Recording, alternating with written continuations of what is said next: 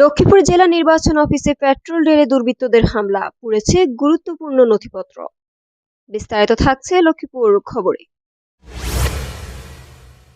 লক্ষ্মীপুর জেলা নির্বাচন অফিসে পেট্রোল ঢেলে অগ্নিসংযোগের ঘটনা ঘটেছে।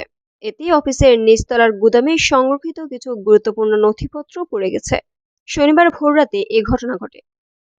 জেলা নির্বাচন অফিস সূত্র জানা যায়, রাত আনুমানিক 3:30টার দিকে দুর্বৃত্তরা জেলা নির্বাচন অফিসের নিচতলার জানালার কাঁচ ভেঙে ভিতরে পেট্রোল ঢেলে আগুন ধরিয়ে দেয়। এ সময় অফিসের দায়িত্বরত দারোয়ান আগুনের বিষয়টি টের পেয়ে চিৎকার দিলে দুর্বৃত্তরা দ্রুত পালিয়ে যায়। পরে নির্বাচন অফিসের কর্মচারীরা ফায়ার সার্ভিসে খবর দেন, তবে তাদের ঘটনাস্থলে পৌঁছানোর আগেই আগুন নিয়ন্ত্রণে আনা হয়। খবর পেয়ে জেলা প্রশাসক, পুলিশ ও নির্বাচন কর্মকর্তারা ঘটনাস্থল পরিদর্শন করেন। জেলা নির্বাচন অফিসার মোহাম্মদ আব্দুর রশিদ ঘটনার সত্যতা নিশ্চিত করে বলেন, আগুনে আমাদের অফিসের কিছু নথিপত্র পুড়ে গেছে, তবে দ্রুত আগুন শনাক্ত হওয়ায় বড় ধরনের ক্ষয়ক্ষতি হয়নি। বিষয়টি তদন্ত করে আইনগত ব্যবস্থা নেওয়া হবে।